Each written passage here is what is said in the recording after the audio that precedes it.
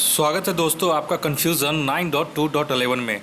दोस्तों यहाँ सरकारी जॉब की तैयारी कर रहे छात्रों के लिए बहुत बड़ी खुशखबरी आई है। और वो खुशखबरी ये है कि रेलवे में अभी नई बहाली नहीं होगी और जो भी बहाली हो रही है उस पर रोक लग गई है दोस्तों।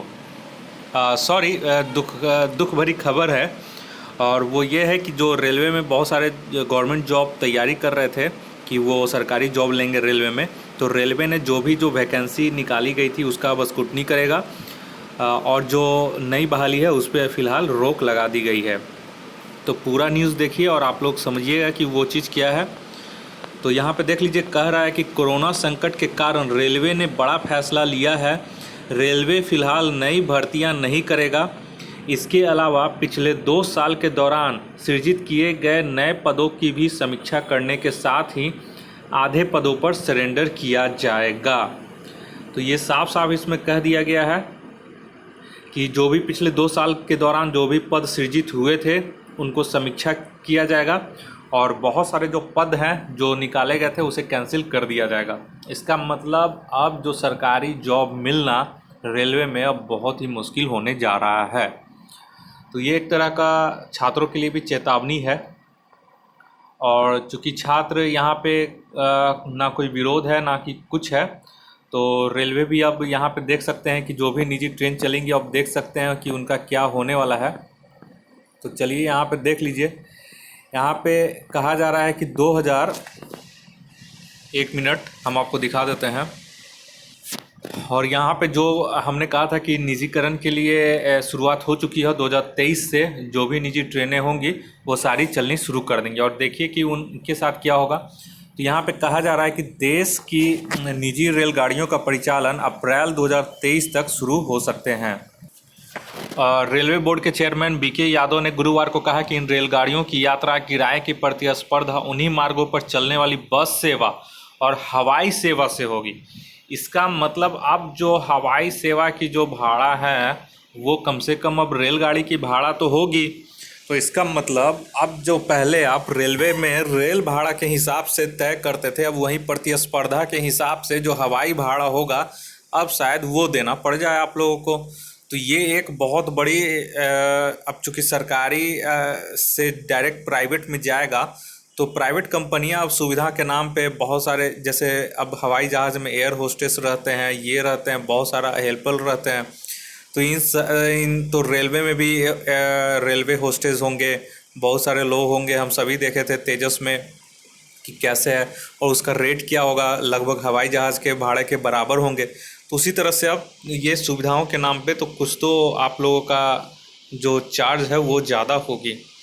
लेकिन जो फ़िलहाल ये है, और बिहार में भी बहुत सारे क्लस्टरों पर निजी ट्रेनें चलेंगी, तो कहीं ना कहीं ये भी एक तरह से बिहार में भी ये निजीकरण की जो प्रक्रिया है वो भी बहुत ज़ोर शोर से चलेगी दोस्तों।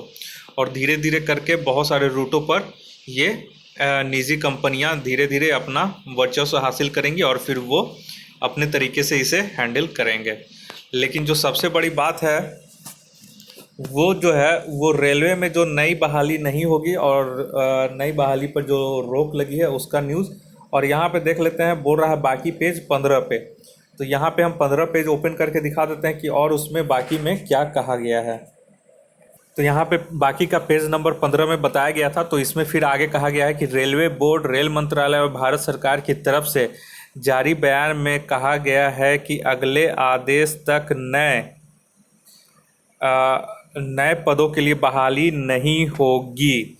हालांकि सुरक्षा संबंधी पदों पर बहाली को लेकर छूट दी गई है। रेलवे बोर्ड पिछले 2 सालों के दौरान सृजित किए गए पदों का रिव्यू करेगा।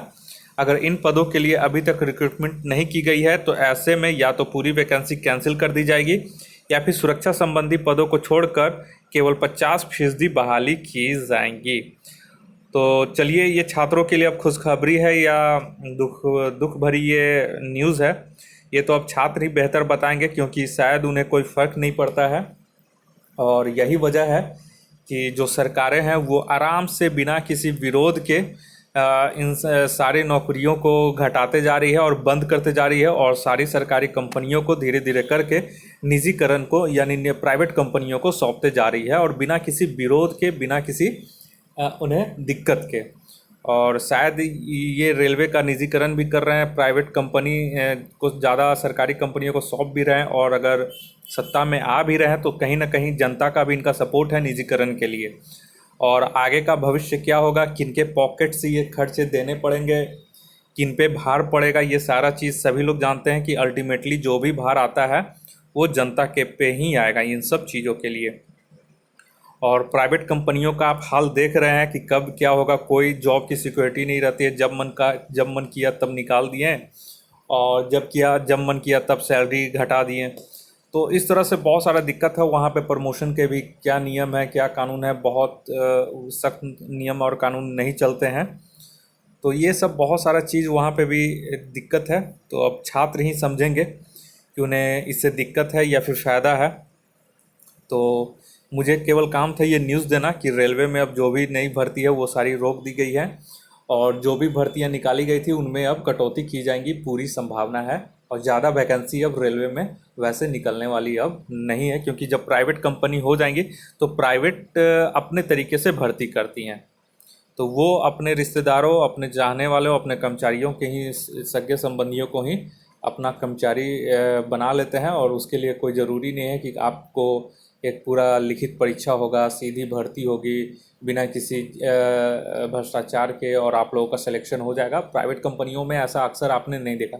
दुनिया भर की प्राइवेट कंपनियां, आप बताएं कि किस कंपनी में खुलेआम पूरा ऑल इंडिया लेवल पे एग्ज़ाम कंडक्ट करवा के लोगों का सिलेक्शन किया जाता है हर कैटेगरी वाइज। कभी भी आपने ऐसा नहीं सुना हो, क्योंकि वो इस नियम से इस छूट उन्हें मिला रहता है। तो ये न्यूज़ था आप लोग को देना, और आप लोगों के लिए इसी तरह आप इस चैनल पे बने रहें ताकि कोई भी वैसा न्यूज़ आए जो आप लोगों के लिए हो और सजग बनाए। वो न्यूज़ अगर मैं अपने चैनल पे अपलोड करूं तो उसका भी नोटिफिकेशन सबसे पहले आपके मोबाइल तक पहुंच सके। इसके लिए आप इस चैनल को सब्सक्राइब कर लें और बेल आइकन को प्रेस कर लें। इस वीडियो को देखने के लिए आप लोग का बहुत बहुत शुक्रिया। आपका दिन मंगलमय हो। धन्यवाद।